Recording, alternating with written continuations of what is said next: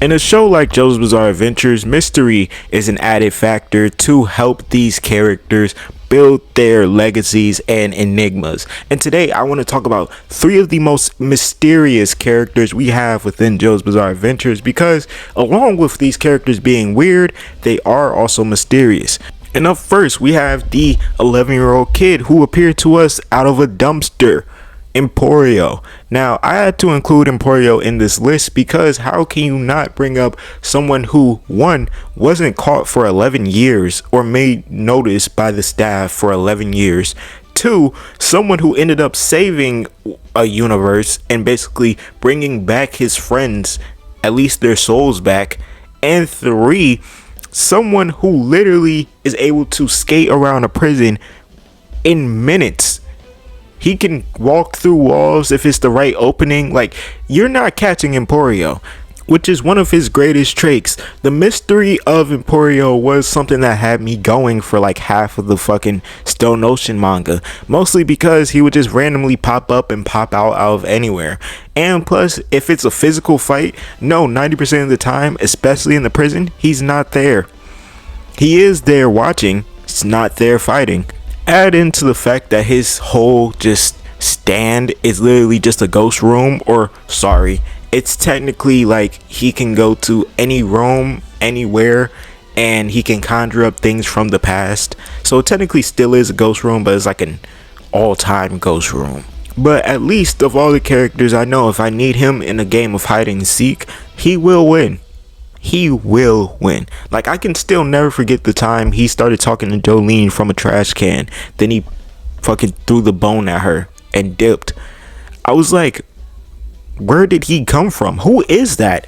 But him being shrouded in mystery definitely helped him, especially when you look at the ending, because he was about this close away from getting his head knocked off before he fell into a wall, and weather report had popped itself into his head.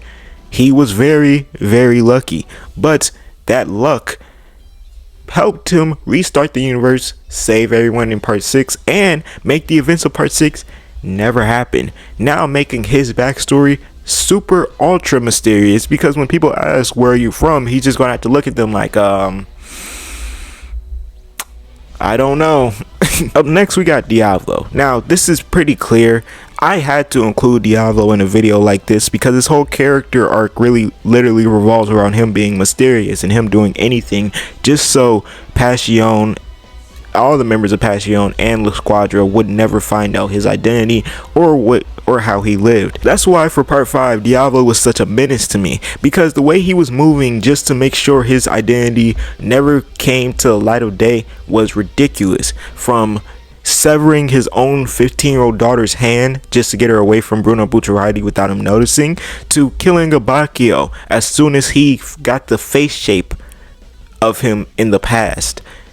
He was doing everything he could. Or we can even bring up how he killed Narancia, and no one still knows how the fuck he did that. Diablo, his whole life is an enigma. When he was born, he was literally born not blinking. His father had been dead for I think the mother said like 2 years or something, and then his mother randomly got pregnant to the point where the guards did not even know when she got pregnant or how she was pregnant. Now, granted, most of his mysteriousness is really explained by his name, Diablo, which in Italian I'm pretty sure means the devil. But, you know, I still have to include him. He's a mysterious character. This is the same guy who also somehow put his mom underneath the floorboard of the church, and she was still alive, but she had no idea of the concept of time, what happened. She looked cathartic. Her mouth was sewn shut. Like, Diablo, actual mystery menace. And even though Diablo didn't technically do this, he only had it commissioned. He watched Chocolata and Seco cut up a person into 37 pieces. Like that's ridiculous. And on top of that, since it's Diablo, the story that probably went around was like Diablo helped cut the guy up. while Chocolado and Seko held him down, or something to that effect. I mean, even when you think about him by the end of part 5, he's still shrouded in mystery. We never even got to see King Crimson in an actual full legible fight. Most of the fights King Crimson got into, he was just so much overpowered compared to the other stand that he was almost one-tapping you, or he was just one-tapping you. Like with Bruno Bucciarati, that wasn't a fight, that was Bruno Bucciarati trying to escape with his life and Trish.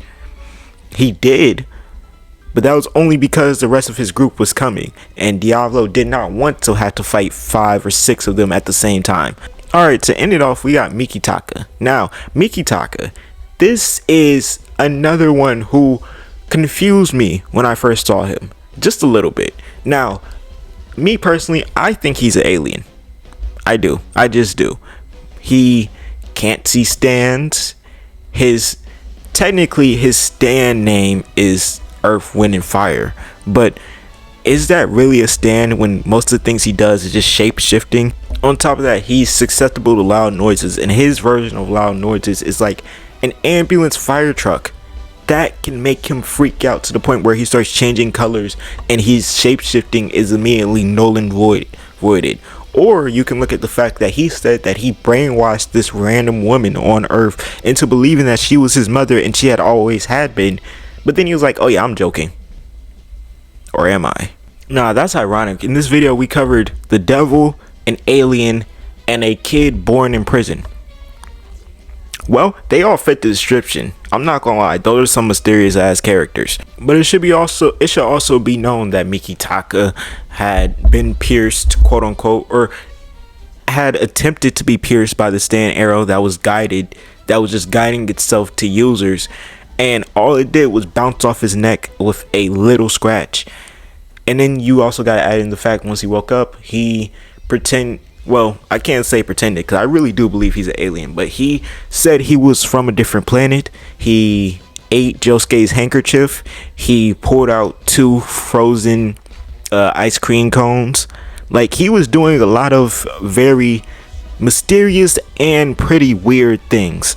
But it can also be said that the stand arrow did have some type of effect on Mikitaka, because he said he got sick and fell asleep for 13 hours, which is more than half a day, which does suggest that even though it didn't perfectly pierce him, his powers could be a result of that. But I'm not gonna lie, there's evidence for both him being a human or an alien, which is a part of the thing that makes him so mysterious.